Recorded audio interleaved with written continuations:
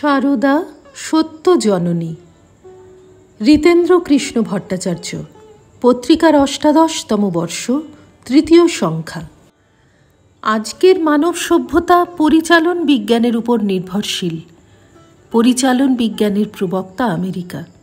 উন্নত দেশের শীর্ষস্থানীয়দের মধ্যে আছে জাপান, যদিও জাপান মার্কিনী ম্যানেজমেন্টে বিশ্বাসী নয়। মার্কিন রীতির মূল ত্রুটি হল কর্তা তাঁর অধস্তনদের মনে করেন তাঁর ইচ্ছা পূরণের অবজেক্ট, উৎপাদনের প্রয়োজনীয় যন্ত্রমাত্র। আর জাপানি পরিচালনায় সংস্থার মুখ্য উদ্দেশ্যকে বলা হয় আধ্যাত্মিক মূল্যবোধ। তাতে গুরুত্ব পায় শিল্পের সাহায্যে দেশের দশের সেবা, সততা, সুবিচার, কর্মীদের একাত্মতা এবং সহযোগ, সহমর্মিতা। জাপানে কাজের ভুলের ক্ষমা আছে, কিন্তু নীতি বহির্ভূতের ক্ষমা নেই। ভারতবর্ষে প্রত্যেক গৃহিণী নিজ নিজ সংসারের নিয়ন্ত্রী বা পরিচালিকা। সারদামণি পরিচালনা করলেন সম্পূর্ণ ভিন্নমুখী দুটি সংসার। একটি তাঁর স্বার্থপর ভাইদের সর্বস্ব সংসার, আরেকটি সর্বত্যাগীদের সার নেওয়া সংসার, সদ্য সৃষ্ট রামকৃষ্ণ সংঘ। কোন বন্ধনে সারদা বন্ধনহীনদের বাঁধলেন? ভালোবাসার বন্ধনহীন গ্রন্থিতে। তাঁর কথায়, ভালোবাসাই তো আমাদের আসল, ভালোবাসাতেই তো তাঁর সংসার গড়ে উঠেছে। ভালোবাসা বিচ্ছিন্ন করে না, আপন করে নেয়। তাঁর পরিচালনার বৈশিষ্ট্য একাত্মতা, সমদর্শন, শ্রদ্ধা, কৃতজ্ঞতা। যার যা প্রাপ্য তাকে তা দেওয়া। প্রতিদিনের জীবনের খুঁটিনাটিও শ্রদ্ধার সঙ্গে করা, ঝাঁটাটিকেও ঠিকমতো রাখা, কারণ তা প্রয়োজনীয়। অতিথিদের বসবার আসনটিও গুছিয়ে পাতা। শ্রী রামকৃষ্ণের পত্নী হয়েও সারদা বয়োবৃদ্ধদের সম্মান করেন।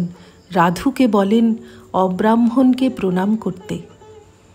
বাড়িতে মা যার পেটে যা সয় তাকে তাই পরিবেশন করেন।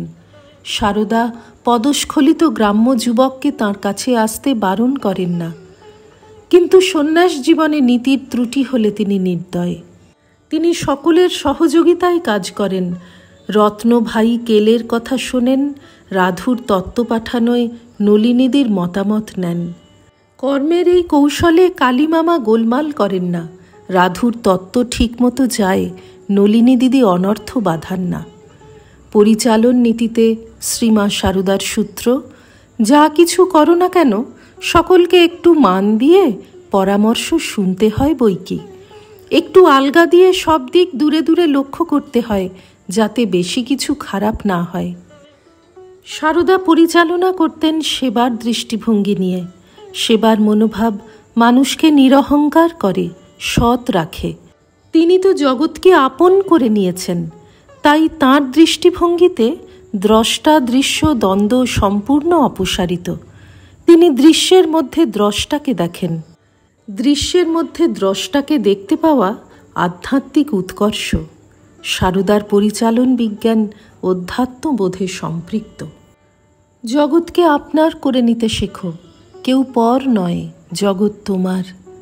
খুব সহজ করে এই কয়টি কথায় নতুন যুগের জীবনচর্যার মূল্যবোধ শিখিয়ে সারদা ভবিষ্যতের জন্য প্রস্তুত করলেন যারা এসেছে, যারা আসেনি, যারা আসবে, তাদের সকলকে। এই মা তাই বিশ্বজনীন, চিরন্তন, জন্ম জন্মান্তরের জননী। শ্রী রামকৃষ্ণার্পণমস্তু।